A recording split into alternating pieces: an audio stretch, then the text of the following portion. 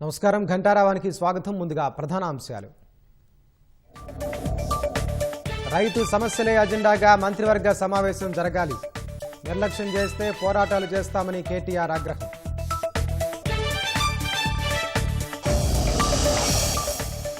భగీరథ్ కేసులో సీఎం కేంద్ర మంత్రి కుమ్మక్కయ్యారన్న కేటీఆర్. పోక్సో నిందితుడిని కాపాడేందుకు ప్రయత్నిస్తున్నారని ఆరోపణ.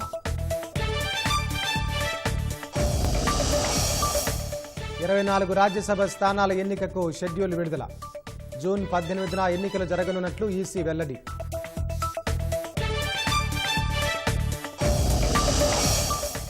పంజాబ్లో గూఢచర్యం ఆరోపణలపై ఓ వ్యక్తి అరెస్టు. సైనిక బలగాల సమాచారం పాక్ హ్యాండ్లలతో పంచుకున్నట్లు వెల్లడి. తమిళనాడులో మరోసారి క్యాబినెట్ను విస్తరించిన సీఎం విజయ్. ఐయుఎంఎల్, బీసీకే నుంచి మంత్రులుగా 2 ప్రమాణం.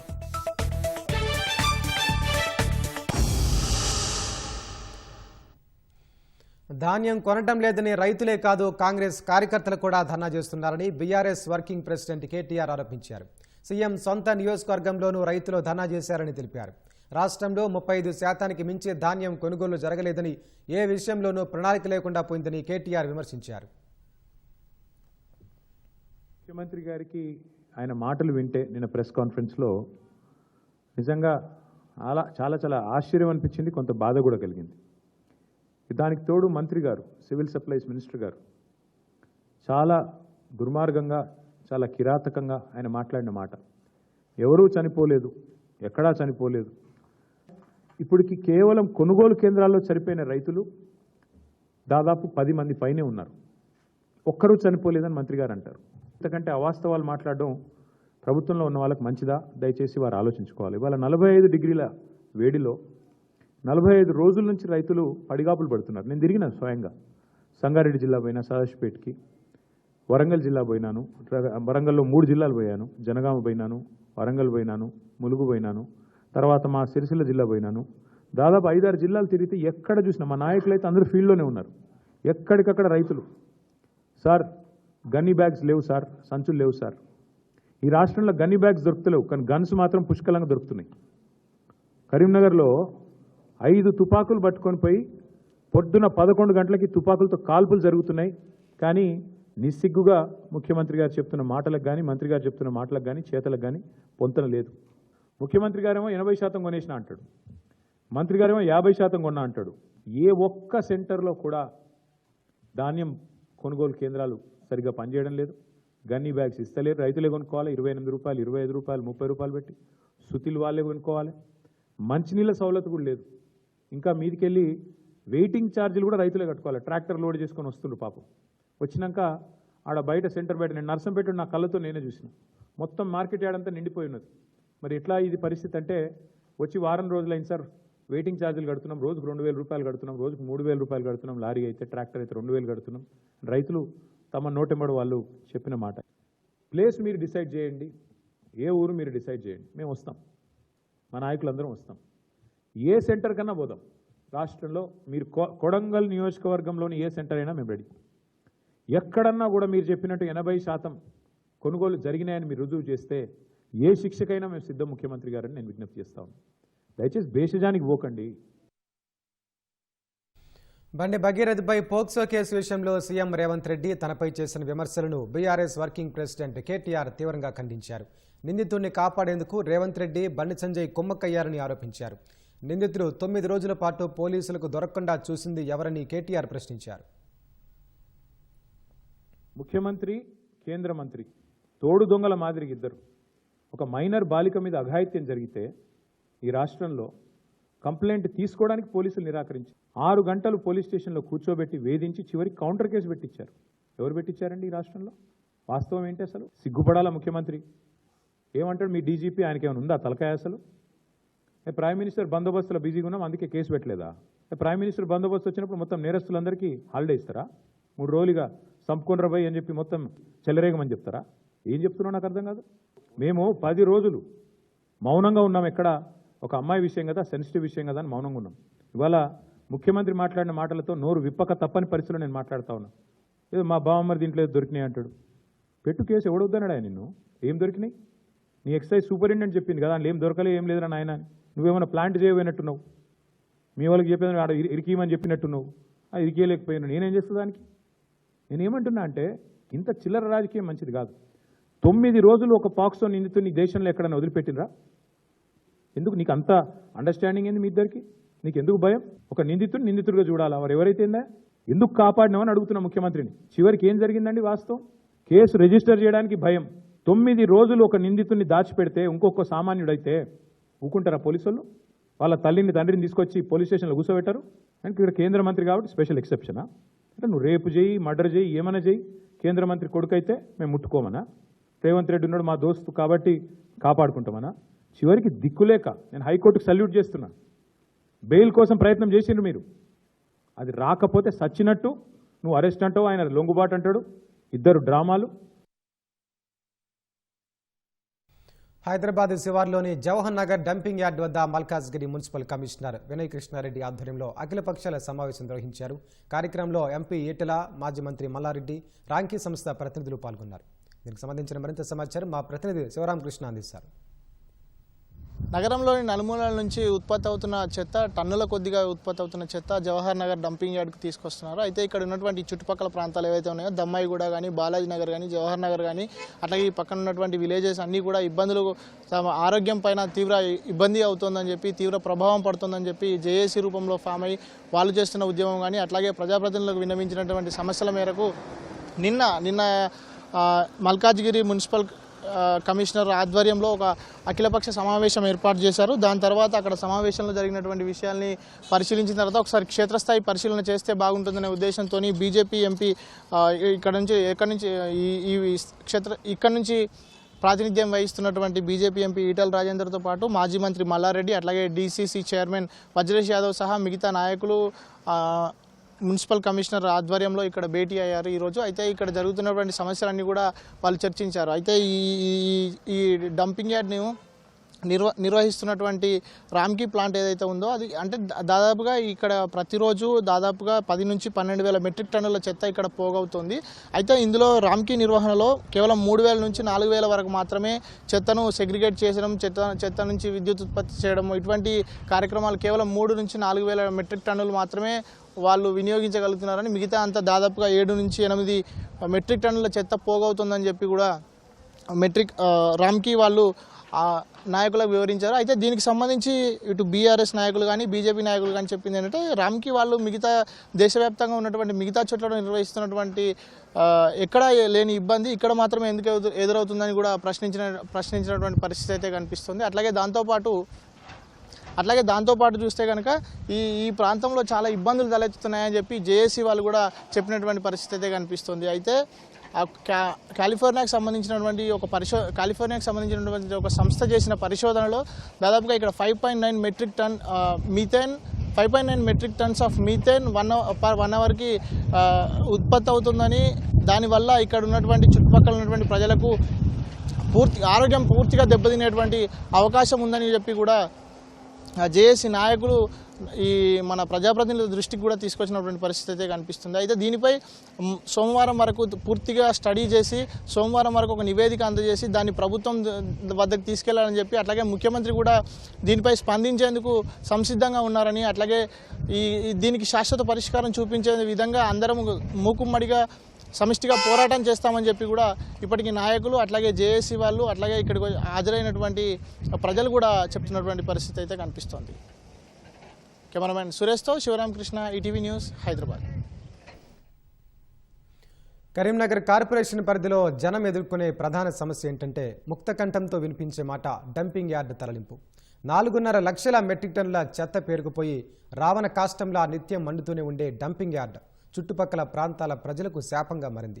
ఎన్నికలు వచ్చినప్పుడల్లా ఆ సమస్యను పరిష్కరిస్తామని చెప్పే పార్టీల హామీలు అధికారంలోకి వచ్చాక మాటలుగానే మిగులుతున్నాయి తప్ప సమస్య మాత్రం పరిష్కారం కావడం లేదు. కరీంనగర్లో దీర్ఘకాలికంగా అపరిష్కృతంగా మిగిలిన డంపింగ్ యార్డు సమస్యపై మా ప్రతినిధి స్వామికిరణ్ అందిస్తున్న కథనం. కరీంనగర్ నగర ప్రజలకు తీరని సమస్యగా ఏర్పడినటువంటి డంపింగ్ యార్డ్ ఇది. రావణ కాష్టంలా ఎప్పుడూ రగులుతూ ఉండేటువంటి ఈ డంపింగ్ యార్డ్, ఈ సమస్య కూడా రావణ కాష్టంలా ఎప్పుడూ రగులుతూనే ఉంటుంది. అసలు ఈ డంపింగ్ యార్డ్ యొక్క సమస్య ఏంది, దీనివల్ల ప్రజలు ఎదుర్కొంటున్నటువంటి ఇబ్బందులు ఏంది, దీని పరిష్కారంలో అధికారులు ఏ విధంగా విఫలమయ్యారు, ప్రభుత్వాలు ఏ విధంగా విఫలమయ్యారు, ఈ వివరాలన్నీ మనతో పాటు పంచుకోవడానికి ఈ నగరానికి సంబంధించినటువంటి ప్రజలు మనతో పాటు ఉన్నారు, పుర ప్రముఖులు మనతో పాటు ఉన్నారు. అసలు డంపింగ్ యార్డ్ సమస్య ఏందో మనం ముందు తెలుసుకునే ప్రయత్నం చేద్దాం. డంపింగ్ యార్డ్ సమస్య ఏంటి అసలు? నమస్కారం అండి. మీరు చూస్తున్నది కరీంనగర్లోని డంప్ యార్డ్ అండి. ఈ డంప్ యార్డ్ 1994లో స్టార్ట్ అయింది.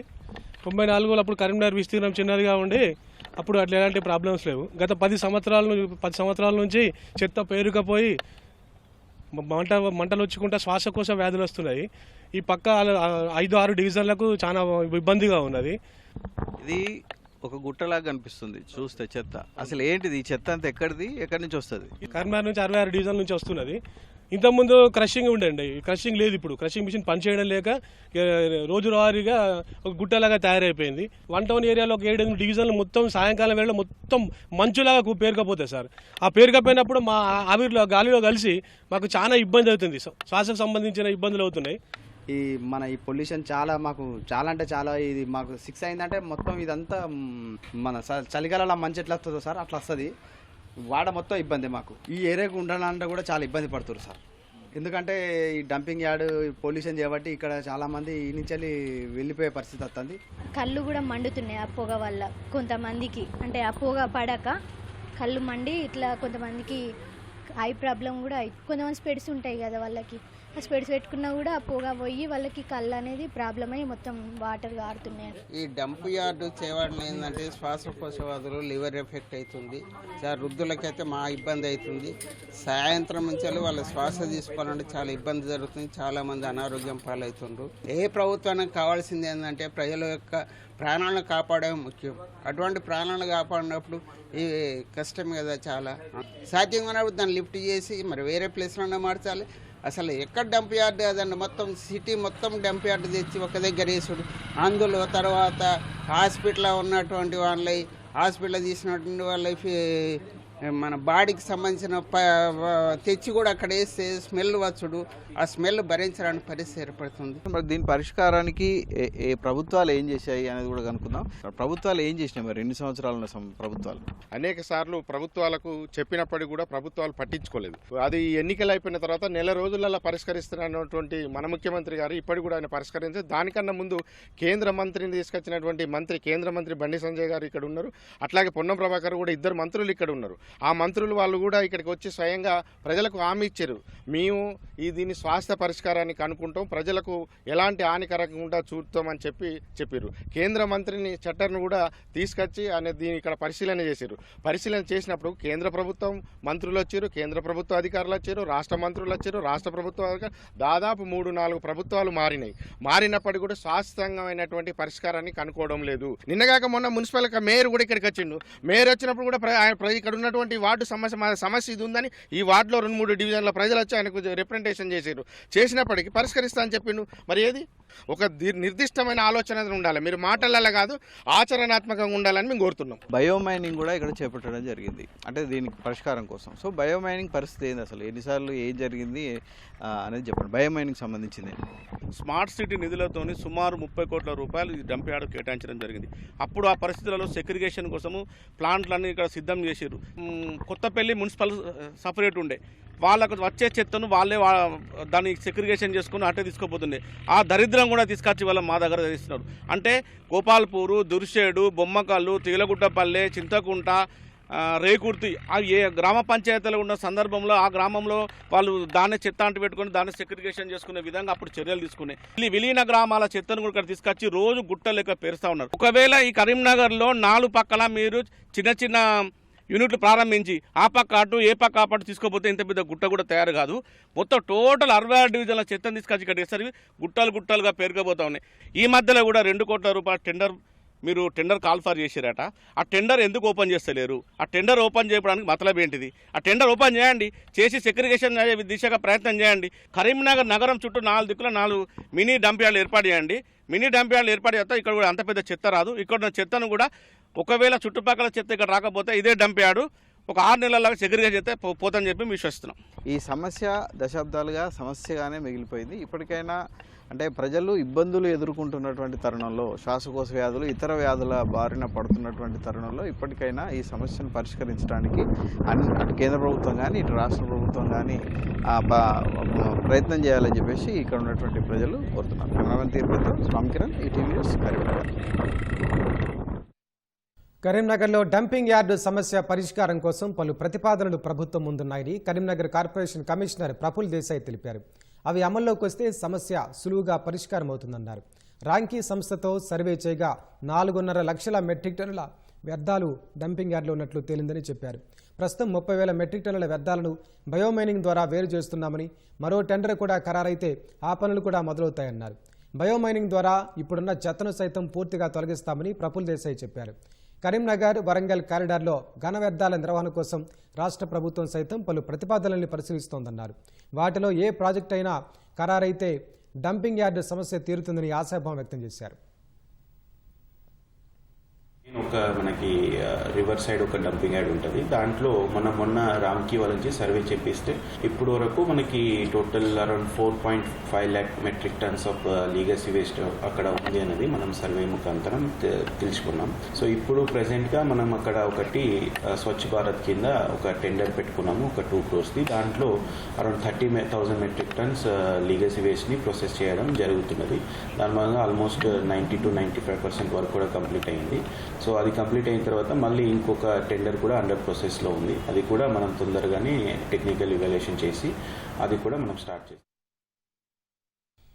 సిఎల్పి కార్యాలయంలో ప్రభుత్వ విప్ ఎన్ఎం శ్రీనివాసరెడ్డి మాట్లాడుతున్నారు. ప్రత్యక్ష ప్రసారం ద్వారా చూద్దాం. డెవలప్మెంట్ అంతా కూడా ఎన్ని ఎకరాల్లో జరిగిందనేది కూడా తెలంగాణ ప్రజలకు తెలియాలి. హైటెక్ సిటీ మొదలొచ్చింది సైబర్ టవర్స్ దగ్గర, అదొక 100 ఎకరాలు. అలాగే రహేజా మైండ్ స్పేస్ అక్కడ 100 ఎకరాలు. దాని తర్వాత రాయదుర్గ్ లేఅవుట్ అని చెప్పి అదొక 450 నుంచి 500 ఎకరాలు. ఫైనాన్షియల్ డిస్ట్రిక్ట్ దగ్గర మళ్ళీ ఒక 100 ఎకరాలు, ఇంకో అడిషనల్గా 100 ఎకరాలు. మొత్తం హైదరాబాద్ ఐటీ చరిత్ర అంతా కూడా ఈ 800 నుంచి 1000 ఎకరాల లోపలనే ఉంది. ఇన్ని సంవత్సరాల కాలంలో, దాదాపు 36 సంవత్సరాల కాలంలో మన హైదరాబాద్ ఐటీ ఎగుమతులు దేశంలోనే 2వ స్థానంలో ఉన్న విషయం మీకు తెలుసు. 20 లక్షల మందికి ప్రత్యక్షంగా పరోక్షంగా ఉపాధి కల్పిస్తున్న విషయం కూడా మనందరికీ తెలుసు. మరి 800 నుంచి 1000 ఎకరాల లోపలనే మనం ఇన్ఫ్రాస్ట్రక్చర్ క్రియేట్ చేసుకొని, రోడ్లు వేసుకొని, స్పెషల్ ఎకనామిక్ జోన్లు పెట్టుకుంటే మనం లక్షల మందికి ఉపాధి కల్పించగలుగుతూ ఉన్నాం. మరి భవిష్యత్తుకు మనం ఏం చేయాలా? ఈ 10 సంవత్సరాల్లో బీఆర్ఎస్ ప్రభుత్వం ఏం చేయలే, రియల్ ఎస్టేట్ వ్యాపారం తప్ప. కానీ రేవంత్ రెడ్డి గారు వచ్చిన తర్వాత మొత్తం 30,000 ఎకరాల్లో ఇంకొక నగరం నిర్మించి మళ్ళొక 20 లక్షల మంది యువతకు ఉపాధి కల్పించాలి, అక్కడ రీసెటిల్మెంట్ చేయాలి అని చెప్పి ఆలోచన చేస్తూ ఉన్నారు. గ్రామీణ తెలంగాణ ప్రాంతంలో ఉన్న యువతకు స్కిల్ డెవలప్మెంట్ శిక్షణలు ఇచ్చి, మారుతున్న ట్రెండ్స్ ప్రకారం ప్రపంచంలో ఏ బ్లూ కాలర్ వర్క్స్ అయితే మనకు జాబ్స్ మనకు వస్తాయో, ఏ ఏఐ రిలేటెడ్ జాబ్స్ మనకు వస్తాయో వాటిల్లో మన యువతకు ట్రైనింగ్ ఇప్పియాలా. స్కిల్ డెవలప్మెంట్ యూనివర్సిటీని పెట్టి, స్కిల్ డెవలప్మెంట్ సెంటర్లను పెట్టి జిల్లాల్లో కూడా వాళ్ళకు ట్రైనింగ్ ఇస్తూ భవిష్యత్తులో వాళ్ళకి ఇక్కడ ఉపాధి కల్పించాలని చెప్పి ఒక ఆలోచన చేస్తూ ఉంటే, వారి ఆలోచనలకు అనుగుణంగా మల్టీనేషనల్ కంపెనీస్, పెద్ద పెద్ద కంపెనీలు ఈ హైదరాబాద్లో భారత్ ఫ్యూచర్ సిటీలో ఇన్వెస్ట్మెంట్ చేస్తూ ఉన్నారు. మహీంద్రా అండ్ మహీంద్రా అధినేతనే దానికి మెంటర్గా ఉన్నారు. ఇట్లా 7 సెక్టార్స్లో దిగ్గజాలను మెంటర్స్గా పెట్టినాం. క్లియర్గా డిపిఆర్ తయారైంది ఆల్మోస్ట్గా. ఎక్కడ ఆ ఫ్యూచర్ సిటీ అనేది గ్రౌండింగ్ అయిపోతే మేము ఉనికి కోల్పోతాము అని ఆలోచన చేసి అమెరికాకు పోయి మన తెలంగాణ పరువును తీసే ప్రయత్నం చేస్తూ ఉన్నారు. ఇంకా ఇంతకంటే దారుణం ఏముంటుంది? బీఆర్ఎస్ పార్టీ నాయకులకు గతంలో చూసినాం, యువకులు ఆత్మహత్య చేసుకున్నారు. శవాల కాడ రాజకీయం చేసిండ్రు, ఆత్మహత్యలకు వీళ్ళు ప్రేరేపించిండ్రు. ఎంతోమంది యువకుల మీద కేసులైనాయి, జైళ్ళకు పోయినరు. వీరు మాత్రం ఏ రోజు కూడా జైళ్ళకు పోలే, లాఠీచార్జ్ తినలే, దెబ్బలు తినలే. స్టేడియం గ్యాలరీలో కూర్చొని కింద బాక్సింగ్ రింగ్లో జనాలు కొట్లాడుకుంటుంటే ఆనందించే మనస్తత్వం ఉన్న కుటుంబం. అధికారం వచ్చిన తర్వాత అనుభవించిండ్రు. ఉద్యమకారులకు ఒక్క కుర్చీ కూడా ఇయ్యలే, వాళ్ళకు సదుపాయాలు కలిగేలే. పూర్తిగా 10 ఏళ్ళు అధికారం అనుభవించి అన్ని పోర్ట్ఫోలియోలు కుటుంబం దగ్గరనే పెట్టుకొని వేల కోట్ల రూపాయల ఆస్తులు సంపాదించుకొని ప్రజలు బండకేసి కొడితే ఈరోజు ప్రతిపక్ష పాత్రలో ఇమడలేక గింజుకుంటున్నారు. లీడర్ ఆఫ్ అపోజిషన్ అసెంబ్లీకి రాడు, బయటికి రాడు. మళ్ళా మేము అధికారంలోకి వస్తామని చెప్పి వీళ్ళు కలలు కంటా ఉన్నారు. అయ్యా, బీఆర్ఎస్ నాయకులందరికీ ముఖ్యంగా కేటీఆర్ గారికి, హరీష్ రావు గారికి నేను చెప్పేది ఏంటంటే, మీరు ఎన్ని రకాలుగా ప్రజల్లో విష ప్రచారం చేసినా మీ మీద కంటే ఎక్కువ విశ్వాసం కాంగ్రెస్ ప్రభుత్వం మీద, రేవంత్ రెడ్డి గారి మీద కంపెనీ ఓనర్లకు ఉంటుంది. ఎందుకంటే హైదరాబాదు అభివృద్ధికి పునాది రాయి వేసింది కాంగ్రెస్ పార్టీ, ఇన్ని సంస్థలను తెచ్చింది కాంగ్రెస్ పార్టీ, హెల్త్ సిటీలను తెచ్చింది కాంగ్రెస్ పార్టీ, జీనోమ్ వ్యాలీని డెవలప్ చేసింది కాంగ్రెస్ పార్టీ, ఎయిర్పోర్ట్లు, రింగ్ రోడ్లను కంప్లీట్ చేసింది కాంగ్రెస్ పార్టీ. లక్షలాది మంది యువకుల కలలను చెరిపే ప్రయత్నం హరీష్ రావు గారు చేస్తూ ఉన్నారు. అమెరికానే పోయి ఎందుకు పెట్టిండంటే, అక్కడ ఉన్న ఎన్ఆర్ఐస్ అక్కడ పరిస్థితి బాగలేదు కాబట్టి, అక్కడ ఇబ్బందులు ఎదురవుతూ ఉన్నాయి మన ఎన్ఆర్ఐలకు. అక్కడ ఎన్నో కంపెనీలు స్థాపించుకొని ఉన్నారు. వాళ్ళందరూ రిటర్న్ వద్దామని ఆలోచన చేస్తూ ఉన్నారు. భరత్ ఫ్యూచర్ సిటీల అవకాశాల కోసం వాళ్ళు సంప్రదిస్తూ ఉన్నారు ప్రభుత్వాన్ని. పెద్ద కంపెనీలను మళ్ళీ ఇక్కడ రీస్టార్ట్ చేద్దామన్న ఆలోచనలో కొన్ని వేల మంది ఎన్ఆర్ఐలు నిర్ణయం తీసుకుంటూ ఉన్నారు. దాన్ని ఆదిలోనే అడ్డుకోవాలి అని చెప్పి వాళ్ళ మనసుల్లో భయాలను కలిగించే ప్రయత్నం అమెరికాకి వెళ్ళి హరీష్ రావు గారు చేయడం అనేది తెలంగాణ భవిష్యత్తు గొంతు కోయడం మాత్రమే అని చెప్పి నేను తెలియజేస్తూ ఉన్నా. ఎవరైనా సొంత రాష్ట్రం వదిలేసి బయటికి పోయినప్పుడు నిజాయితీ గల రాజకీయ నాయకులు, ఈ ప్రాంతం మీద, ఈ ప్రజల మీద ప్రేమ ఉన్న రాజకీయ నాయకులు ఏమంటారు? మా నగరానికి రండి, పెట్టుబడులు పెట్టండి, మేము ప్రతిపక్షంలో ఉన్నా కూడా అన్ని రకాలుగా సహాయ సహకారాలు అందిస్తాం, మీకేమైనా ఇబ్బందులు ఉంటే మాకు చెప్పండి అని అనాల్సింది. నిజమైన రాజకీయ నాయకుడు, ప్రజా సంక్షేమం కోరే రాజకీయ నాయకుడు అలాగే ఆలోచిస్తారు. మేము 10 ఏళ్ళు అధికారంలో లేము, కానీ ఏ రోజు కూడా పెట్టుబడిదారులను భయపెట్టే ప్రయత్నం చేయలే. మేము ఇంకా బాగా చేస్తాము, ఏమైనా తప్పులుంటే సరి చేస్తామని చెప్పినాం తప్ప రద్దు చేస్తామని చెప్పలే. కాలుష్యకారక పరిశ్రమలను మేము మూసేస్తాం ప్రజల అవసరాల దృష్ట్యా, ఆరోగ్యం దృష్ట్యా అని చెప్పినాం తప్ప మొత్తం ఫ్యూచర్ సిటీనే రద్దు చేస్తా అని చెప్పి ఈరోజు హరీష్ రావు గారు అంటున్నారంటే తెలంగాణ అభివృద్ధి ఆయనకు అభిమతం కాదు. కేవలం అధికారం కోసం, కాంగ్రెస్ పార్టీకి పేరు రాకుండా ఉండడం కోసం ఎంతవరకైనా దిగజారుతాను నేను అని చెప్పి ఈరోజు రుజువు చేసుకున్నారు. కేటీఆర్ గారు అదే పరిస్థితి, ఇప్పుడు హరీష్ రావు గారిది కూడా అదే పరిస్థితి. ఇంతకంటే దారుణం ఇంకొకటి ఉండదు. తెలంగాణ నిరుద్యోగులు రేపు ఉద్యోగాలు లేకుండా ఇక్కడ బొంబాయికి, దుబాయ్కి వలసపోవాలని చెప్పి చూస్తున్నదా కల్వకుంట్ల కుటుంబం? వీళ్ళ ధోరణి నచ్చకనే ఆ కుటుంబంలో ఉన్న ఆడపిల్ల వీళ్ళ వికృత చేష్టలు, విషపు ఆలోచనలు గమనించింది కాబట్టి ఈ పాపంలో నాకు భాగస్వామ్యం వద్దు అని చెప్పి బయటికి వచ్చిన చరిత్ర తెలంగాణ ప్రజలు గమనించాలి. ఆమె కొన్ని తప్పులు చేసి ఉండొచ్చు, కానీ వీళ్ళు చేస్తున్న దుర్మార్గాలు, అఘాయిత్యాలను చూసి భరించలేక ఆమె లాంటి వారు కూడా బయటికి వస్తున్నారు అంటే వీరు ఎంత విషవలయంలో చిక్కుకున్నారనేది ఆలోచన చేయాలి. మళ్ళీ ఒకసారి గట్టిగా చెప్పదలుచుకున్నాం, ఫ్యూచర్ సిటీ రద్దు చేస్తామని చెప్పి మీరు చెప్తా ఉన్నారు. ఇది కేవలం బ్లాక్మెయిల్ రాజకీయాలే. వచ్చే పారిశ్రామికవేత్తలను భయపెట్టడం కోసమే, వారి నుంచి వేరే రకంగా వేరే విధంగా లాభాలను ఆశించి ఈ ప్రకటనలు వస్తాయని చెప్పి మీరు భావించాలి. ఇంకో విషయం, మీరు అధికారంలోకి వచ్చేది లేదు, సచ్చేది లేదు. ప్రజలు మళ్ళొకసారి బీఆర్ఎస్కు అధికారం ఇవ్వరు. మీరు ఎన్ని చేసినా, పాదయాత్రలు చేసినా, మోకాల యాత్రలు చేసినా, పొర్లు దండాలు పెట్టినా, ఎన్ని రకాలుగా సీఎం రేవంత్ రెడ్డి గారిని దుర్భాషలాడినా, బండబూతులు తిట్టినా, అటెన్షన్ గ్రాప్ చేయడానికి ప్రయత్నం చేసినా ప్రజల మనసుల్లో నుంచి మీరు ఎప్పుడో చెరిగిపోయారు.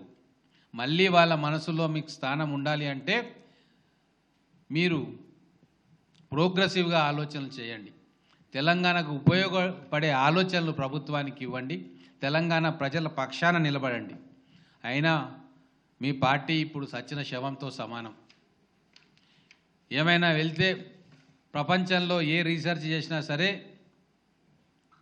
చచ్చిన శవాలను బ్రతికించే మందు ఇప్పటిదాకా రాలే. ఈ పార్టీగా లేవదు, శవంతో సమానమని చెప్పే కవిత బయటికి పోయింది కదా. పార్టీకి మనుగడ లేదని చెప్పి ప్రతి ఎన్నికల్లో కూడా తెలంగాణ ప్రజలు తీర్పునిచ్చిన విషయం కూడా మనం గుర్తుంచుకోవాలి. ఫార్మా సిటీ కోసం ఏదైతే భూములు గతంలో సేకరించినరో ఖచ్చితంగా గ్రీన్ ఫార్మా జోన్ను కూడా అక్కడ ఏర్పాటు చేస్తూ ఉన్నాం. కాలుష్యం లేని రీసెర్చ్ ఇన్నోవేషన్స్కు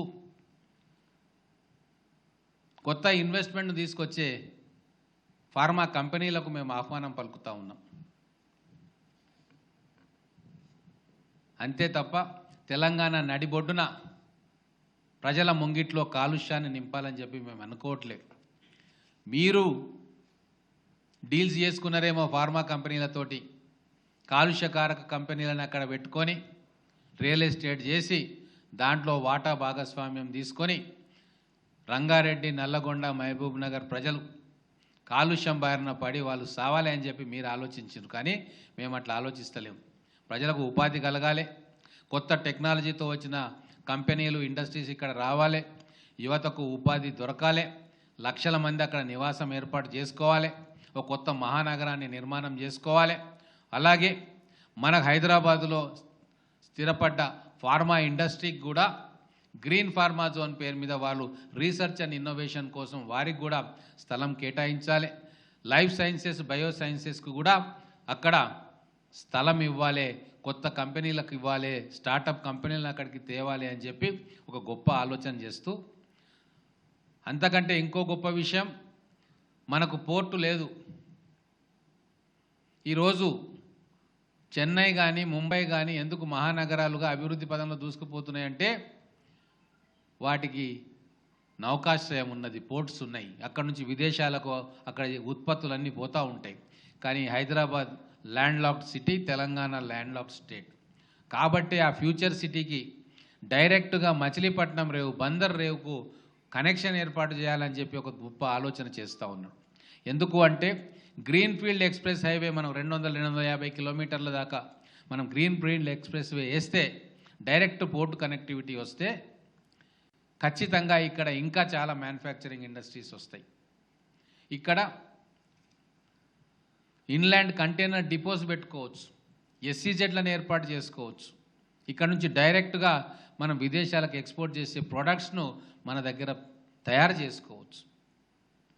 ఇంత గొప్పగా కాంగ్రెస్ ప్రభుత్వం, రేవంత్ రెడ్డి గారు ఆలోచన చేస్తూ ఉంటే అవి సఫలీకృతం అవుతున్నాయన్న భయంతో, దుగ్ధతోటి ఇక్కడ చేసింది చేసిండ్రు, విదేశాలకు వెళ్ళి కూడా మన మీద బురద జల్లే ప్రయత్నం చేస్తూ ఉన్నారు. అంటే తెలంగాణ ప్రజలు ఖచ్చితంగా ఇది వాళ్లకు వ్యతిరేకంగా సాగుతున్న కుట్రగా భావించాలి. వాళ్ళ పిల్లల భవిష్యత్తును గొంతు కోసి అడ్డుకుంటున్న ప్రయత్నంగా భావించాలి. వాళ్ళ పిల్లల ఫ్యూచర్ని హత్య చేస్తున్న ప్రయత్నంగా భావించాలి. దానికి కారకులైన కల్వకుంట్ల కుటుంబంలోని సభ్యులందరినీ కూడా రాజకీయంగా బుద్ధి చెప్పి వాళ్ళకి ఇక్కడ స్థానం లేకుండా చేయాలి. ఎందుకంటే వాళ్ళు వస్తే మన పిల్లలు చస్తారు, ఉద్యోగాలు లేక ఆత్మహత్యలు చేసుకోవాల్సి వస్తుంది వాళ్ళు అధికారంలోకి వస్తే. కాబట్టి మన కుటుంబం బతకాలనా, కల్వకుంట్ల కుటుంబం రాజకీయంగా బతకాలనా అన్న ఆలోచన తెలంగాణ ప్రజలు చేయాలని చెప్పి నేను కోరుతా ఉన్నా. Thank you.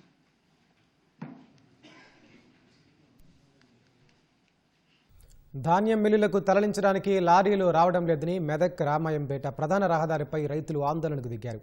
బస్తాలు అడ్డుగా వేసి రహదారిపై పడుకుని రాస్తారోకో చేపట్టారు. కొనుగోలు కేంద్రాలకు ధాన్యం తరలించి వారాలు గడుస్తున్నా తూకం మాత్రం వేయడం లేదని ఆగ్రహం వ్యక్తం చేశారు. తూకం వేసిన మిల్లులకు తరలించేందుకు లారీ లేక కొనుగోలు కేంద్రాల్లో వడ్ల బస్తాలు పేరుకుపోతున్నాయని రైతులు తెలిపారు. నైరుతి రుతుపవనాలు ముందే వచ్చే అవకాశం ఉన్నందున వెంటనే ధాన్యాన్ని రైస్ మిల్లులకు తరలించాలని జిల్లా కలెక్టర్ ప్రతిమ సింగ్కు విజ్ఞప్తి చేశారు. గంట పాటు రోడ్డుపై ధర్నా చేయడంతో ట్రాఫిక్ స్తంభించిపోయింది. పోలీసులు ఘటనా స్థలానికి చేరుకుని పరిస్థితిని అదుపు చేశారు.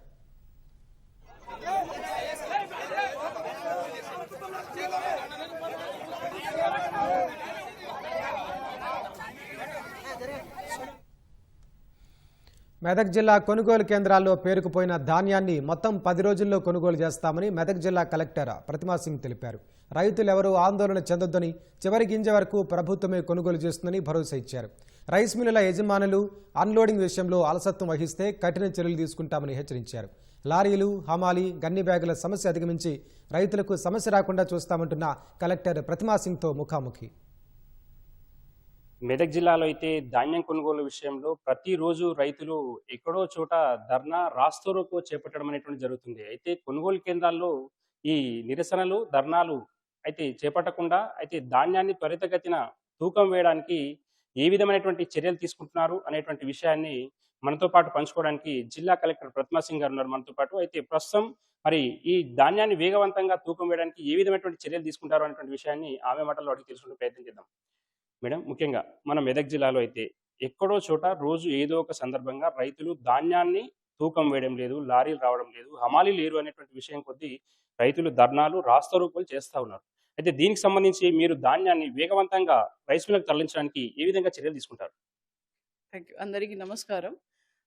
మా మెదక్ జిల్లాలో టోటల్ 533 సెంటర్స్ మనం ఓపెన్ చేసాము ఈ యాసంగి సీజన్లో ధాన్యం కొనుగోలు చేయడానికి.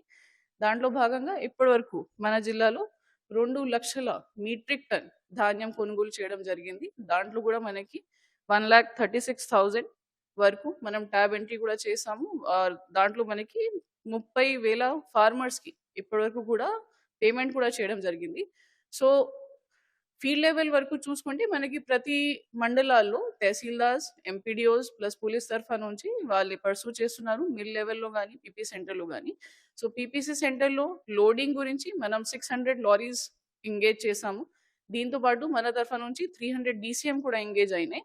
కానీ మనకి స్టార్టింగ్లో అప్పుడే కొద్దిగా ఫ్యూల్ షార్టేజ్ ఉన్న వల్ల, హమాలీ కొరత ఉన్న వల్ల మిల్స్ పాయింట్లో డిలే అయింది.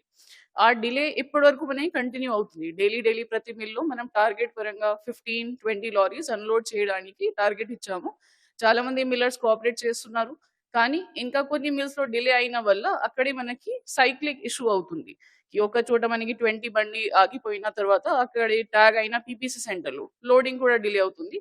సో దీనికి మనం మిల్ వారీగా డిఎం సివిల్ సప్లై కానీ, డిసిఎస్ కానీ, ఆర్డిఓస్ కానీ, తహసీల్దార్ కానీ పర్సూ చేసి ఎక్స్పెడైట్ చేస్తున్నారు. సో దీని రిజల్ట్ వల్ల ఈ రోజు మనం మెదక్ జిల్లాలో ఈ వారంలో ప్రతిరోజు 14,000 to 15,000 మీట్రిక్ టన్ ధాన్యం కొనుగోలు చేస్తున్నాం. నెక్స్ట్ 10 days కూడా మనకి స్ట్రాటజీ ఇదే ఉంటుంది. డైలీ 15,000 వరకు చేసిన మనం ఈ నెల ఆఖరి వరకు 3.5 lakh మీట్రిక్ టన్ మనం కంప్లీట్ చేయగలుగుతాం. సో ఫీల్డ్ లెవెల్లో కొన్ని డిలే అవుతున్నాయి మనకి మిల్ పాయింట్లో అన్లోడింగ్ కి డిలే అయిన వల్ల. కాబట్టి మనకి ఇది డిలే కనిపిస్తుంది. కానీ పీపీసీ సెంటర్లో మనకి అన్ని ఫెసిలిటీస్ మనం ఇస్తున్నాము, టార్పాలిన్స్ ఇస్తున్నాము, గన్నీ బ్యాగ్స్ ఇస్తున్నాము. ఫార్మర్స్ తరఫు నుంచి ఏదైనా భయపడాల్సిన అవసరం లేదు. We will procure all the paddy that is there at the PPC. కానీ కొంతమంది కావాల్సిన కూడా చేస్తున్నారు. కాబట్టి ఈ రీసెంట్లీ లాస్ట్ 2-3 days నుంచి మనం కొంతమంది మిల్లర్స్ మీద కూడా యాక్షన్ తీసుకున్నాము. వాళ్ళకి రిక్వెస్ట్ చేసిన, పర్సూ చేసిన, మళ్ళీ కన్విన్స్ చేసినా కూడా అక్కడ నుంచి ఏదైనా స్పీడప్ కాకుండా మనం 6 మిల్స్ మీద ఇదే బ్లాక్ లిస్ట్ లో పెట్టడం జరిగింది మా జిల్లాలో. ఇంకా ఒకవేళ మిల్లర్స్ తరఫా నుంచి మనకు కోఆపరేషన్ లేకపోతే యాసంగి కాలంలో సో యాక్షన్ తీసుకుంటాం మనం. కానీ ఫస్ట్ రైతులకు ఇబ్బంది రాలేదు, అది ఉద్దేశంతో మా మొత్తం జిల్లా మషినరీ పని చేస్తున్నారు. ఇంకొకటి మేడం, ఈ రైస్ మిల్లలో అంటే అన్లోడింగ్ సమస్య అనేటువంటిది ఎక్కువగా ఉంటుంది చాలా మటుకు. అంటే వారం రోజుల పాటు లారీ అనేటువంటి మళ్ళీ తిరిగి కొనుగోలు కేంద్రాలకు రావడం లేదు. ఈ సమస్యను ఎలా అధిగమిస్తారు? సమస్య మనకి జెన్యునే ఉంది. నేను కూడా పర్సనల్‌గా మొత్తం ఈ వారం గాని, లాస్ట్ వారం ఫీల్డ్‌లో విజిట్ చేశాను. సో, ప్రతి మిల్ పాయింట్‌లో చాలా ఇంట్రెస్టింగ్ ఇది సమస్య ఈసారి. మనకి ఆల్మోస్ట్ అన్ని జిల్లాలో ఇది హమాలీ కొరత నడుస్తూనే ఉంది. వేరే రాష్ట్రాల్లో ఎలక్షన్ జరిగినా గానీ, వేరే వేరే ఇష్యూస్ వల్ల రాలేదు. తక్కువ ఉన్నారు. That is correct. కానీ ఈవెన్ దెన్ మీరు చూసుకుంటే పీపీసీ సెంటర్‌లో హమాలీ రావడానికి రెడీ ఉన్నారు. కానీ మిల్స్‌కి రావట్లేదు. సో, ఫస్ట్ ఇష్యూ మనం దృష్టిలో వచ్చింది. వాళ్ళకి పేమెంట్ ఇచ్చిన. తక్కువ పేమెంట్ ఇస్తున్నారు కాబట్టి చాలా మంది హమాలీ విల్లింగ్ లేరు. సెకండ్, మిల్ పాయింట్‌లోనే మిల్లర్స్ తరఫా నుంచి పర్సనెన్స్ లేకుండా వాళ్ళే కూడా హమాలీస్ ఎంగేజ్ చేయట్లేదు. కొద్దిగా డిలే గానీ, ఆలస్యంగా చేసిన వల్ల హమాలీస్ కనిపించట్లేదు. But they are ready to come, ready to work also. కాబట్టి that is why action is taken. కానీ ఐ విల్ టెల్, మనకి దాదాపు 100 మిల్స్ మనం ట్యాగ్ చేసాము. 102 మిల్స్ ఎగ్జాక్ట్‌లీ. దాంట్లో ఓన్లీ 6 మిల్స్ మీద మనం యాక్షన్ తీసుకున్నాము. మిగతా మిల్లర్స్ కూడా కోఆపరేట్ చేస్తున్నారు. వాళ్ళ లెవెల్‌లో కూడా ఒకవేళ ఫీల్డ్‌లో డిలే అయినా సరే లారీ తర్వాత ట్రాక్టర్స్ కూడా పంపిస్తున్నాము. డీసీఎం కూడా పంపిస్తున్నాము. సో, దానికి కూడా ఫస్ట్ అన్‌లోడ్ చేసి రైతులు బండి కూడా ఫ్రీ చేసి వాళ్ళే రిటర్న్ పంపిస్తున్నారు. సో, ఇప్పుడు మనకి పాత లాగ్ అయిన లారీ ఆగిపోయిన తర్వాత ఒకవేళ ట్రాక్టర్ వచ్చినా ట్రాక్టర్ ఫస్ట్ అన్‌లోడ్ చేసి మనం రిటర్న్ పంపిస్తున్నాము. సో దట్ రైతులు ఎంగేజ్ చేసిన హమాలీ గానీ, అదే లోడింగ్ చార్జెస్ గానీ వాళ్ళకి ఎక్కువ ఉండొద్దు కాబట్టి లారీస్‌కి ఇంకా కొద్దిగా డిలే అవుతున్నాయి. బట్ మనం ఓవరాల్ హమాలీ పెంచుకొని ఎక్స్‌పెడైట్ చేస్తున్నాం. తరుగు పేరుతోటి రైతులను ఒక నిలువు దోపిడీ చేస్తున్నారు. ఒక బస్తాకు అర కిలో తరుగు అనేటువంటిది తీస్తా ఉన్నారు. దానికి రైస్ మిల్లర్లపై మీరు ఎలాంటి చర్యలు తీసుకోబోతున్నారు? ఓకే. ఇప్పటివరకు కొంతమంది చెప్పారు మనకు దీని గురించి కూడా. కానీ స్పెసిఫిక్‌లీ కంప్లెయింట్ ఎవరైనా ఇవ్వలేదు. ఏవైనా ఫార్మర్ చెప్తే ఇట్లాంటివి ఉంది. 1, 2 సెంటర్స్‌లో అక్కడ సెంటర్ ఇన్‌చార్జ్‌తో మాట్లాడినప్పుడు ఫార్మర్స్‌కి మనం ప్యాడీ క్లీనర్ ఇస్తున్నాము. కానీ వాళ్ళకి క్లీన్ చేయకుండా సరే పంపించండి, మేము చూసుకుంటాం, సరే మేము మాట్లాడతాం మిల్ లెవెల్‌లో. వాళ్ళ లెవెల్‌లో అండర్‌స్టాండింగ్ బేసిస్‌లో పని చేస్తున్నారు. కానీ ఈవెన్ దెన్ ఒకవేళ మనం కంప్లెయింట్ వస్తే సరే వాళ్ళు కటింగ్ చేస్తున్నారు. మనం చెక్ చేసి, ఎంక్వైరీ చేసి యాక్షన్ తీసుకుంటాం. యాక్చువల్‌గా ఎంత దాంట్లో శాతం ఎంత ఉంది, ఎంత రావాల్సిన ఉంటుంది, మిల్లర్ ఎంత తీసుకుంటున్నారు, అట్లాంటివి ఉంటే ఖచ్చితంగా యాక్షన్ తీసుకుంటాం. వారం రోజులైతే దాదాపుగా రోహిణి కార్తీ అంటే మళ్ళీ తుఫాలు వస్తున్నటువంటి సమయం ఆసన్నమైంది. దాదాపు కొనుగోలు కేంద్రాల నుంచి ధాన్యాన్ని ఎలా తరలిస్తారు అనేటువంటి విషయంలో మీరు రైతులకు మీరేం చెప్తారు? అచ్చా, రైతులుకి నా తరఫు నుంచి జస్ట్ ఒకటే రిక్వెస్ట్. మనకి డిలే అయినా కూడా కరెక్టే. మనకి కొద్దిగా ఫీల్డ్ లెవెల్‌లో హమాలీ షార్టేజ్ కూడా కరెక్టే. కానీ ఈవెన్ దెన్ మనం మిల్స్‌తో పర్సూ చేసి పని చేస్తున్నాము. మిల్లర్స్ మీద ఆధారపడి కాకుండా మనం దాదాపు 20,000 మెట్రిక్ టన్ స్టోరేజ్ కూడా చూసాము. పాత ఉన్న మిల్స్ గానీ, బంద్ అయిన మిల్స్ గానీ, టెంపరరీ గోడౌన్స్ గానీ అంతా మనం ఐడెంటిఫై చేసాము. ఏ మండల్లో ఎక్కువ డిలే ఉన్నా సరే అక్కడే స్టోరేజ్ పాయింట్‌కి మనం పంపిస్తున్నాం. సో, ఇప్పటివరకు మన జిల్లాలో 13,000 మెట్రిక్ టన్ ఇంటర్మీడియట్ గోడౌన్స్‌కి కూడా పంపించడం జరిగింది. సో, రైతు లెవెల్‌లో ఒక పీపీసీ సెంటర్ లెవెల్‌లో భయపడాల్సిన ఏమీ అవసరం లేదు. మనం లాస్ట్ గింజల వరకు కూడా కొనడం చేస్తాము. దానిలో మన తరఫు నుంచి ఏం తక్కువ ఉండొద్దు.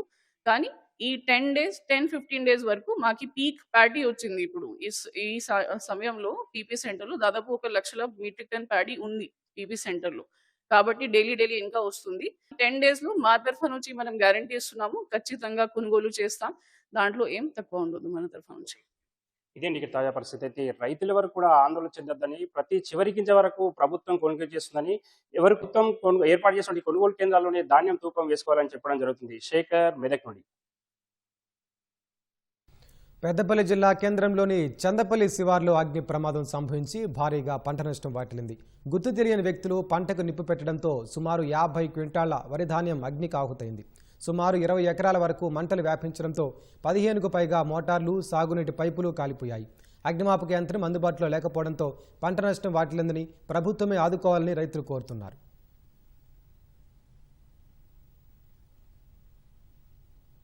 ప్రాంతాల్లో 15-20 ఎకరాల వడ్లు అగ్ని ఆహుతికి గురైనాయి. ఒక 10-15 మంది అగ్గి తలుపుతాందుకు చేసినాం. ఫైర్ స్టేషన్ అనేది నెంబర్ ఫోన్ చేస్తే కలవలేదు. వేరే పోలీసులకు ఫోన్ చేస్తే చొప్పదడి దగ్గర ఉన్నదన్నారు. మా గ్రామస్తులందరం మేమందరం కలిసి చల్లారపడం జరిగింది. ఒక 10-15 మోటార్లు, వైర్లు, పైపులు అన్నీ కాలిపోయినాయి. వడ్లైన పరద అన్నీ కాలిపోవడం జరిగింది. ప్రభుత్వం ఆయందు దయచేసి నష్టపరాన్ని మాకు అందివ్వగలరని కోరుతున్నాం. రంగారెడ్డి శంషాబాద్లో రెవెన్యూ సర్వే నంబర్ 626/1లోని 5 ఎకరాల ప్రభుత్వ భూమిలో అక్రమ నిర్మాణాలను హైడ్రా కూల్చివేసింది. శంషాబాద్ ఔటర్ రింగ్ రోడ్డు ఆనుకుని ఉన్న ప్రభుత్వ భూమిని కొందరు కబ్జా చేసి నిర్మాణాలు చేపట్టారు. ఈ విషయంపై రెవెన్యూ అధికారులు చర్యలు తీసుకోకపోవడంతో స్థానికులు అనుమానాలు వ్యక్తం చేశారు. సమాచారం హైడ్రా అధికారులకు చేరడంతో జేసీబీ యంత్రాలతో నిర్మాణాలు నేలమట్టం చేశారు. ప్రభుత్వ భూముల్లో నిర్మాణాలు చేపడితే కఠిన చర్యలు తప్పవని హెచ్చరించారు. రాష్ట్ర ప్రభుత్వం విడుదల చేసిన జీవో 38 ప్రకారం బదిలీల ప్రక్రియ చేపట్టాలని కోటిలోని వైద్య విద్యా సంచాలకుల కార్యాలయం ముందు ప్రభుత్వ వైద్యుల సంఘం ధర్నా చేపట్టింది. జీవో విడుదలై నెల రోజులవుతున్నా అధికారులు నిర్లక్ష్యంగా వ్యవహరిస్తున్నారని మండిపడ్డారు.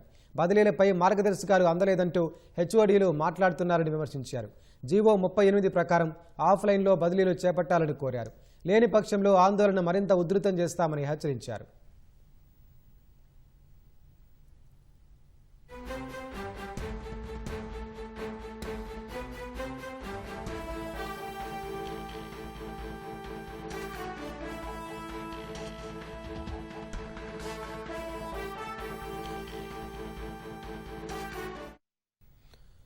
తాజా అంశాన్ని చూస్తున్నాం. మేడ్చల్ జిల్లా డిప్యూటీ కలెక్టర్ వంశీమోహన్ నివాసాల్లో ఏసీబీ సోదాలు చేస్తోంది. భారీగా ప్రభుత్వ భూములు కాజేసినట్లు వంశీమోహన్పై ఆరోపణలున్నాయి. దీనికి సంబంధించిన మరింత సమాచారం మా ప్రతినిధి శ్రీకాంత్ అడిగి తెలుసుకుందాం. శ్రీకాంత్, చెప్పండి, మేడ్చల్ డిప్యూటీ కలెక్టర్ నివాసాల్లో ఏసీబీ సోదాలకు సంబంధించిన సమాచారం ఏంటి? ఏసీబీ అధికారులు పక్కా సమాచారం ప్రకారం వంశీమోహన్ ఇంటితో పాటు ఆయన పనిచేసే కార్యాలయాన్ని కూడా సోదాలు నిర్వహిస్తున్నారు. మేడ్చల్ మల్కాజ్గిరి జిల్లాలోనే స్పెషల్ డిప్యూటీ కలెక్టర్ గా వంశీమోహన్ విధులు నిర్వహిస్తున్నారు. అయితే ఈయన ఆర్డీఓగా పనిచేసినప్పటి నుంచి కూడా అక్రమాలకు పాల్పడినట్టుగా కూడా ఏసీబీ అధికారులు సమాచారం సేకరించారు. అయితే ప్రభుత్వ భూములను ఆదేశి వాటిని తల్లిదండ్రుల పేరుతో రాసుకుని వాటిని రియల్టర్లకు అప్పయ్యారు. రియల్టర్లకు అంటే స్థిరాస్తి వ్యాపారులకు అప్పయ్యారు. స్థిరాస్తి వ్యాపారులకు అప్పయ్యిన తర్వాత ప్రభుత్వ భూములను వాళ్ళకి దారాదత్తం చేసిన తర్వాత వాటిలో కొంత ఆస్తుని గిఫ్ట్ డీడ్గా కూడా వాళ్ళ నుంచి ఆ స్థిరాస్తి వ్యాపారుల నుంచి కూడా వాళ్ళతో డబ్బులు తీసుకోవడంతో పాటు అందులో కొన్ని ప్లాట్లను కూడా రిజిస్ట్రేషన్ చేయించుకున్నట్టు తెలుస్తుంది. ప్రస్తుతానికైతే దీనికి సంబంధించిన పూర్తి సమాచారం సేకరించిన ఏసీబీ అధికారులు ప్రస్తుతం అయితే సోదా నిర్వహిస్తున్నారు. డిఎస్పీ ఆధ్వర్యంలో ఏకకాలంలో 8 చోట్ల బృందాలుగా ఏర్పడి ఏసీబీ అధికారులు సోదా నిర్వహిస్తున్నారు. వంశీమోహన్ వనస్థలపురంలో ఆయన నివాసంతో పాటు కలెక్టరేట్ కార్యాలయం స్పెషల్ డిప్యూటీ కలెక్టర్ కార్యాలయంలో కూడా సోదా నిర్వహిస్తున్నారు. దానికి సంబంధించిన మొత్తం పత్రాలను కూడా స్వాధీనం చేసుకుని పరిశీలిస్తున్నారు. అంతే కాకుండా కుటుంబ సభ్యులు బంధువుల ఇళ్లను కూడా సోదా నిర్వహిస్తున్నారు ఏసీబీ అధికారులు. భారీగా ఆదాయం పెంచిన ఆస్తులు కూడబెట్టారని చెప్పి ఏసీబీ అధికారులు నిఘా పెట్టి మొత్తం పక్క సమాచారం సేకరించారు. ఒకేసారి ఆయన బంధువులు ఎక్కడెక్కడ ఉంటారు, ఆయన కుటుంబ సభ్యులు ఎక్కడ ఉంటారు, ఆయన బినామీ ఆస్తులు ఎవరి పేరు మీద చేశారని కొంత సమాచారం సేకరించిన ఏసీబీ అధికారులు ప్రాథమికంగా కొంత సమాచారం సేకరించారు. ఆ సేకరించిన సమాచారం ఆధారంగా ఆయా ఇళ్లలో కూడా అంటే వంశీమోహన్ నివాసం ఉంటున్న ఇంటితో పాటు ఆయన పనిచేస్తున్న కార్యాలయం, అంతేకాకుండా బినామీలు ఉన్నారనే సమాచారం మేరకు వాళ్ళ ఇళ్లలో కూడా సోదా నిర్వహిస్తున్నారు. ప్రస్తుతానికైతే ఆయన తల్లిదండ్రులతో పేరుతో ప్రభుత్వ భూమిని రిజిస్ట్రేషన్ చేయించి ఆ తర్వాత వాటిని స్థిరాస్తి వ్యాపారులకు అమ్మి వాళ్ళతో డబ్బులు తీసుకోవడమే కాకుండా వాళ్ళతో కొన్ని ప్లాట్లను కూడా రిజిస్ట్రేషన్ చేయించుకున్నట్టు కూడా ఏసీబీ అధికారులు ప్రాథమికంగా గుర్తించారు. అంతేకాకుండా ఆయన బ్యాంకు ఖాతాలన్నింటినీ కూడా స్వాధీనం చేస్తున్నారు. లాకర్లు ఏమేమి ఉన్నాయనే సమాచారం కూడా సేకరించారు. అయితే ప్రస్తుతానికైతే ఇంకా సోదాలు కొనసాగుతున్నాయి కాబట్టి ఆ సోదాల్లో పూర్తిగా సమాచారం వచ్చిన తర్వాత బ్యాంక్ లాకర్లను సీజ్ చేయాలని చెప్పి కూడా ఏసీబీ అధికారులు బ్యాంక్ అధికారులకు లేఖ కూడా పంపిస్తారు. అవన్నీ తర్వాత కుటుంబ సభ్యుల సమక్షంలో కానీ లేకపోతే ఏసీబీ అధికారుల నిబంధనల ప్రకారం ఆ లాకర్లు తెరిచి వాటిలో ఏ ఆస్తులు ఉన్నాయి, ఏ ఆస్తి పత్రాలు ఉన్నాయని సంబంధించిన పూర్తి సమాచారం కూడా సేకరిస్తారు. ప్రస్తుతం ఇంట్లో నగదు ఎంత ఉంది, బంగారే కాకుండా ఇతర ఆభరణాలు ఏమైనా ఉన్నాయా, ఖరీదైన వాచులు లేకపోతే ఇతర స్థిరాస్తులకు సంబంధించిన పత్రాలు ఆయన ఇంట్లో ఏమైనా దొరుకుతాయనే దానికి సంబంధించి అధికారులు అయితే సోదాలు నిర్వహిస్తున్నారు. ప్రస్తుతం తనిఖీ చేస్తున్నారు. పూర్తిగా సమాచారం సేకరించిన తర్వాత ఏసీబీ అధికారులు ఒక నోటు విడుదల చేస్తే అతని వద్ద ఎంత ఆస్తులు ఆదాయం నుంచి ఎంత ఆస్తులు కూడబెట్టారనే దానికి సంబంధించిన పూర్తి సమాచారం వస్తుంది. ప్రస్తుతానికైతే ఏసీబీ అధికారులు సోదాలు నిర్వహిస్తున్నారు. వెంకటేష్, ధన్యవాదాలు శ్రీకాంత్.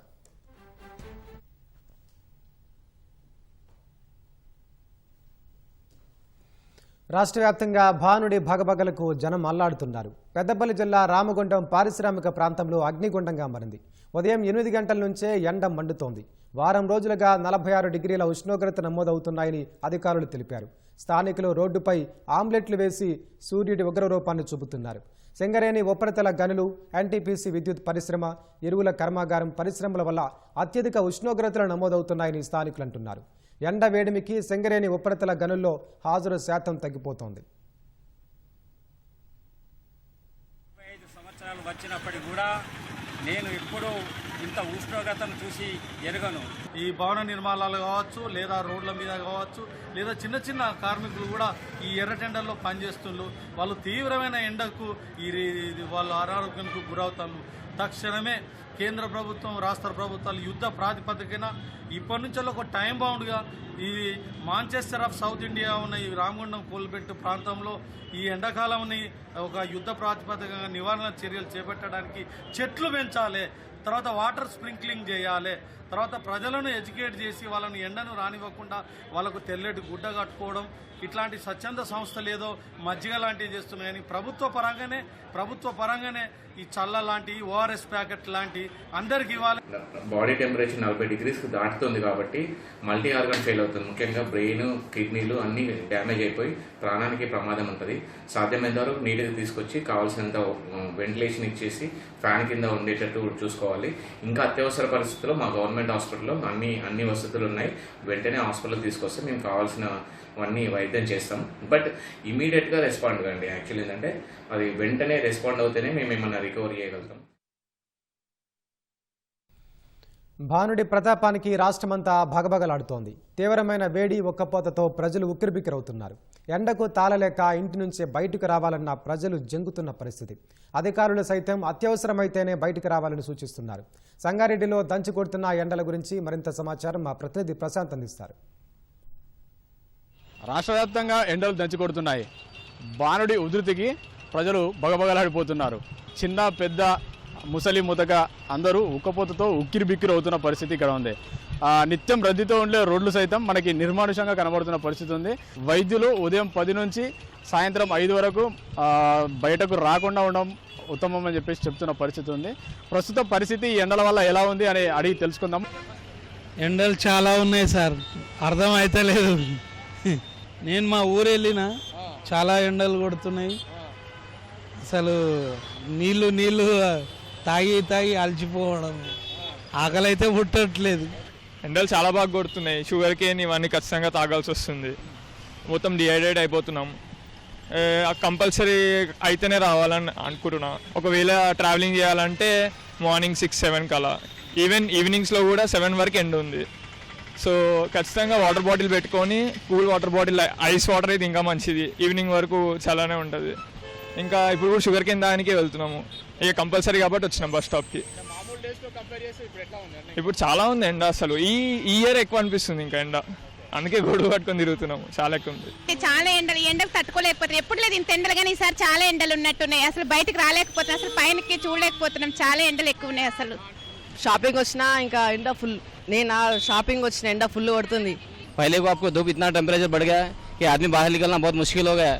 क्या करे कुछ समझ में आ रहा। आदमी लोग को यही कहना चाह रहा हूँ कि मैं क्या है अभी धूप ज़्यादा रहने की वजह से आप लोग को बहुत परेशानी होनी पड़ रही है हम लोग को। इस वजह से क्या है आप लोग जो काम है काम के लिए बाहर निकलिए, बेफजूल का ऐसे बाहर निकल के परेशान मत होइए। ఎండలు బాగున్నాయి। పబ్లిక్ పొద్దుగాల 10 గంటలతోనే వెళ్తే బంద్ అయితే రాత్రి 5:30కు ఇట్లా 5 గంటలకు ఇట్లా వెళ్తారు బయట। మధ్య అయితే ఎవరు పబ్లిక్ వెళ్తలేరు, ఇక వస్తలేరు। మాత్రం జ్యూస్ కూడా కరెక్ట్ గిరాకీ అయితే లేదు। ఎండకు చాలా పబ్లిక్ ఎండకు బయట వెళ్తలేరు। సాయంత్రం పుట్ట అవుతుంది, రాత్రి 10 గంటల దాకా కూర్చుంటా, ఇక గిరాకీ మంచిగా అవుతుంది సార్। రోజు ఎంత అమ్ముతారు మీరు? ఇప్పుడు ఈ ఎండల వల్ల ఎవరు రాలేదంటున్నారు కదా, ఇప్పుడు ఎంత అవుతుంది మీకు గిరాకీ? మినిమం తక్కువ ఉంటుంది సార్। ఎండ బాగా ఇప్పుడు శివరాత్రి ముంగట అయితే ఓ క్వింటల్ పోయినా కానీ 1500-1000 రూపాయలు ఇట్లా మిగులుతుండే। ఇప్పుడు ఎండ దిక్కించి మాకు గిరాకీ సరిగ్గా వస్తలేదు। రాత్రి 10 గంటల దాకా కూర్చుంటే 1000 రూపాయలు అమ్ముడుపోతుంది సార్। ఎండలు అయితే చాలా దారుణంగా ఉండండి। దయచేసి ముసలి వాళ్ళు కానీ పిల్లలు కానీ ఏదైనా అత్యవసరం ఉంటేనే బయటికి రండి, లేని పక్షంలో ఇంట్లోనే ఉండండి। నా పరిస్థితి నాకు పర్లేదు, నేను ఇవ్వకుండా కదా పర్లేదండి। 10 మందికి సాయం చేయాలంటే బయటికి రావాలి మరి, అట్లా అండి। థ్యాంక్ యూ సో మచ్ అండి। అబ్బో ఎండలు అంటే అబ్బా, ఒక ట్రిప్ పోయేస్తే బాటిల్ తీసుకున్నాం అనుకో కూలింగ్ వాటరు, సగం దూరంలోనే వేడైపోతున్నాయి। రోజు 4-5 బాటిల్ కొనవలసి వస్తుంది మంచినీళ్ళు। ఏం చేస్తాం, తప్పదన్నట్టుగా తిరగడం అంతే। వచ్చినాయి మా వాళ్ళకి 2-3కి జ్వరం లాగా వచ్చింది, హాస్పిటల్కి పోయిరు। మొత్తం ఇమ్యూనిటీ అనేది ఇట్లా తగ్గిపోయి జర ఏజ్ ఎక్కువ ఉంటుంది కదా, ఇంకా వాళ్ళు దింపలేకపోతున్నారు, రాలేరు, వస్తలేరు। పొద్దున వస్తున్నారు 10-11 దాకా ఉండి మళ్ళీ వెళ్ళిపోతున్నారు. మళ్ళీ సాయంత్రం 5 దాకా ఉంటుంది ఎండ. చాలా చాలా డేంజర్గా ఉంటుంది ఎండ.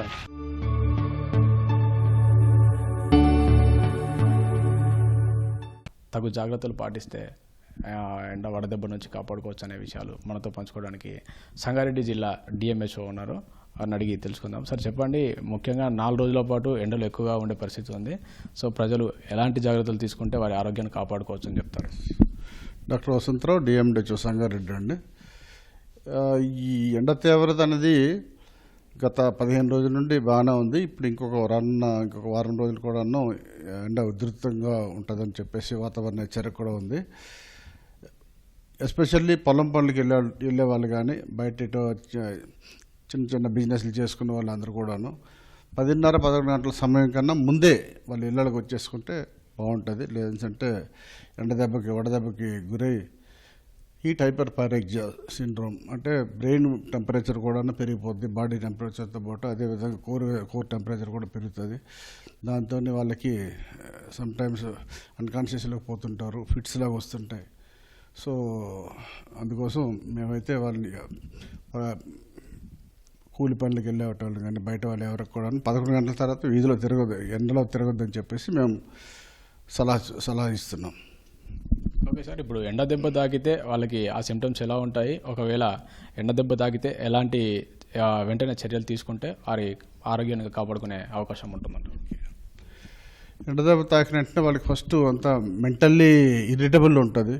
అదేవిధంగా బాడీ టెంపరేచర్ కూడా పెరుగుతుంది, హార్ట్ రేట్ కూడా పెరుగుతుంది. అదేవిధంగా సమ్టైమ్స్ ఫిట్స్ కూడా వస్తుంటాయి. వాళ్ళందరికీ చల్లటి ఓపెన్ ప్లేస్లోకి వెళ్ళి కూలర్ కానీ లేదా ఇంట్లో ఏసీ ఉంటే ఏసీలో పెట్టడం, అదేవిధంగా ఐస్ క్యూబ్స్ ఏమైనా ఉంటే బాడీ అంతా కూల్గా స్పాంజింగ్ చేయడం అట్లాంటివి చేసుకుంటే చాలా మంచిది. ప్రస్తుతం చూసినట్టయితే తీవ్రమైన ఎండలతో పాటు మనకి విభిన్న పరిస్థితులు కల్పిస్తున్నాయి. ఎలా అంటే ద్రోణి ప్రభావంతో ఒకసారి వాతావరణం చల్లగైపోతూ ఉంది, ఒక పక్కన చూస్తే ఎండల తీవ్రత కూడా ఎక్కువ ఉంది. ఇది మనుషుల ఆరోగ్యాలపైన ఎలాంటి ప్రభావం చూపవచ్చు అంటారు? సమ్టైమ్స్ మళ్ళీ వర్షాలు ఎట్లాంటి వచ్చినప్పుడు మళ్ళీ ఎండలతో పాటు ఇది వచ్చినప్పుడు మళ్ళీ జీలు కూడా వచ్చే జీఈ కానీ గ్యాస్ట్రైటిస్ లాంటివి రావడం కానీ లేదా రెస్పిరేటరీ ఇన్ఫెక్షన్స్ రావడం ఇవన్నీ కామన్గా జరుగుతుంటాయి. వర్షాల్లో కూడా తడవడం కూడా అట్లాంటిది మంచిది కాదు అని సూచిస్తున్నాం. సో ఇది తీవ్రమైన ఎండలతో పాటు వాతావరణంలో మార్పులు, ద్రోణి ప్రభావంతో వాతావరణం ఒకసారి చల్లబడుతూ ఉంది. దీనివలన ఈ వాతావరణ పరిస్థితుల వల్ల ప్రజలు అనారోగ్యానికి గురయ్యే అవకాశం ఉందని జిల్లా వైద్యాధికారి చెప్తున్నారు. కెమెరామెన్ ఉమామేశ్వరరావుతో ప్రశాంత్, ఈటీవీ న్యూస్, సంగారెడ్డి. 10 రాష్ట్రాల్లోని 24 రాజ్యసభ స్థానాలకు జూన్ 18వ తేదీన ఎన్నికలు జరగనున్నాయి. ఈ మేరకు కేంద్ర ఎన్నికల సంఘం షెడ్యూల్ విడుదల చేసింది. జూన్ 1న ఎన్నికల నోటిఫికేషన్ విడుదల కానుండగా నామినేషన్లు దాఖలు చేయడానికి జూన్ 8 చివరి తేదీ అని వెల్లడించింది. 9న నామినేషన్ల పరిశీలన, ఆ తర్వాత ఉపసంహరణకు 11వ తేదీ వరకు గడువు ఉంటుందని ఈసీ తెలిపింది. జూన్ 21 నుంచి జూలై 19 మధ్య వివిధ తేదీల్లో 24 మంది రాజ్యసభ సభ్యుల పదవీకాలం ముగుస్తుందని ఈసీ తెలిపింది. పదవీకాలం ముగియనున్న వారిలో ఏఐసీసీ అధ్యక్షుడు మల్లికార్జున ఖర్గే, కేంద్ర మంత్రులు రవ్నీత్ సింగ్, జార్జ్ కురియన్, మాజీ సీఎం దిగ్విజయ్ సింగ్ తదితరులు ఉన్నారు. ఆంధ్రప్రదేశ్, గుజరాత్, కర్ణాటకలో 4 స్థానాలు, మధ్యప్రదేశ్, రాజస్థాన్లో 3, జార్ఖండ్లో 2, మణిపూర్, మేఘాలయ, అరుణాచల్ ప్రదేశ్, మిజోరాంలో ఒక్కో స్థానానికి జూన్ 18న ఎన్నికలు జరుగుతాయని ఈసీ ప్రకటించింది.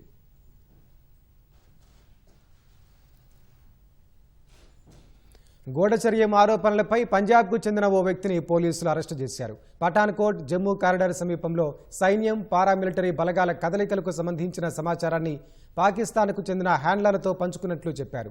పఠాన్కోట్ జిల్లా చెక్ ధరివాల్ గ్రామానికి చెందిన బల్జీత్ సింగ్ జాతీయ రహదారి 44పై ఒక వంతెన సమీపంలోని దుకాణం వద్ద ఇంటర్నెట్ ఆధారిత సీసీటీవీ కెమెరాను అమర్చినట్లు పోలీసులు చెప్పారు. పఠాన్కోట్ జమ్మూ మార్గం గుండా ఆర్మీ, పారామిలిటరీ కాన్వాయ్లు తరచూ ప్రయాణిస్తాయని తెలిపారు. జమ్మూ కాశ్మీర్ వైపు వెళ్లే సైనిక వాహనాలు, సిబ్బంది రియల్ టైం కదలికలను రికార్డు చేయడానికి సీసీటీవీ కెమెరా ఏర్పాటు చేసినట్లు అనుమానిస్తున్నారు. ప్రత్యక్ష ప్రసారం ద్వారా సైన్యం కదలికలు పాకిస్తాన్లోని హ్యాండళ్లకు తెలిపేందుకు సాయం చేసినట్లు ఆరోపణలున్నాయి. తమిళనాడు ముఖ్యమంత్రి విజయ్ మరోసారి తన క్యాబినెట్ను విస్తరించారు. టీవీకే ప్రభుత్వానికి మద్దతిస్తున్న ఐయుఎంఎల్, వీసీకే పార్టీల తరపున 2 ఎమ్మెల్యేలు ఇవాళ మంత్రివర్గంలో చేరారు. చెన్నైలోని లోక్ భవన్లో జరిగిన కార్యక్రమంలో ఐయుఎంఎల్కు చెందిన షాజహాన్, వీసీకేకు చెందిన వన్నీ అరసు మంత్రులుగా ప్రమాణం చేశారు. తమిళనాడు గవర్నర్ రాజేంద్ర ఆర్లేకర్ వారితో ప్రమాణం చేయించారు. తాజా విస్తరణతో విజయ్ కేబినెట్లో మంత్రుల సంఖ్య 34కు పెరిగింది. గురువారం టీవీకేకు చెందిన 21 మంది ఎమ్మెల్యేలు, కాంగ్రెస్ నుంచి 2 ఎమ్మెల్యేలు రాజేష్ కుమార్, పి విశ్వనాథన్ మంత్రులుగా ప్రమాణం చేశారు. దాదాపు 60 ఏళ్ల తర్వాత తమిళనాడు కేబినెట్లో కాంగ్రెస్ పార్టీకి చోటు లభించింది. ఇటీవల జరిగిన తమిళనాడు అసెంబ్లీ ఎన్నికల్లో 107 స్థానాలు గెలుపొందిన విజయ్ సారథ్యంలోని టీవీకే కాంగ్రెస్, వీసీకే, వామపక్షాలు, ఐయుఎంఎల్ పార్టీల మద్దతుతో ప్రభుత్వాన్ని ఏర్పాటు చేసింది.